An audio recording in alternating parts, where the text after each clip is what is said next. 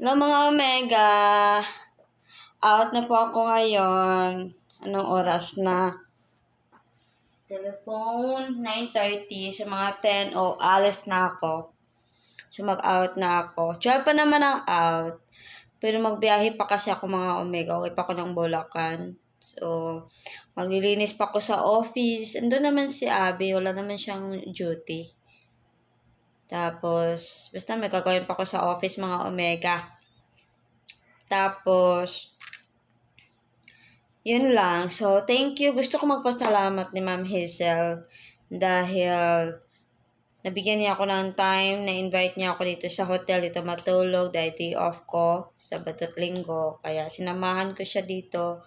So, anytime naman, nandito naman ako para sa kanya dahil wala naman din akong gagawin, wala din naman akong pupuntahan. So, tamang-tama, pumunta siya dito, Friday ng Webes, tapos Friday, sinamahan ko rin siya agad, nabiyaya ko dahil malapit lang naman, andito lang sa sasakay lang namin ng MRT, so malapit siya sa Taft Avenue, then train station, so andito na hotel na, so hindi na ako magsasakay ng jeep, papuntang kung saan ako makasakay, hindi na, so ang bilis lang, pag lakad ko lang dyan, akit ako sa taas, sakay ako ng MRT to Taft Avenue to Jamie Kamuning, bababa ako sa Jamie Kamuning, sasakay ako ng bus, pas Bulacan, San Jose del Monte.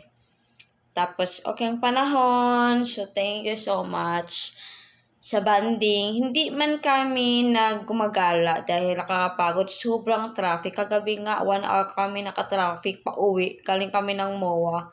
Tagal kami naka-uwi. Tapos, nabayad namin sa taxis 400 kasi sobrang traffic nga. Dapat 200 lang yon, pero dahil na traffic, nag 1 hour talaga siya. So, binigyan ng dagdag ng 200 para ma 400. At yun. Okay naman. So, dito na kami kumain sa baba. Magbayad lang kami. Unlimited naman dyan sa baba yung nila, kainan nila sa restaurant. Kumain na lang kami dyan. Hindi na kami nag-order. Tapos, yun, natulog kami. Maaga siya, mga alas 10, natulog na si Mami Sid dahil maaga siyang umalis. At ako, umising ako dahil sinamahan ko siya sa baba. Dahil para hawak ko pa rin yung yung card para sa pinto. At saka elevator. Yun. Escalator, elevator. Maglibo mo kung nila Then, mag-off na ako. Naka-prepare na ako mga Omega. So, mag-check out na ako. Ito na yung yung naka-arrange na yan yung bed namin. I-close ko po yan. So, yung tubig, iiwan ko na lang yan. Tapos, ito mga gamit ko. Yan lang naman ang dala ko. Tsaka ito, paper bag. May paper bag ako dahil sa pasalubon niya galing ng Cagayan. Tapos, mga basura niligpit ko na. Ito ng towel, yan ko na lang nilagay dahil, hindi ko abot yan. Hindi niya matanggal yung hanga. So, hindi na lang. So, ito po. Ito.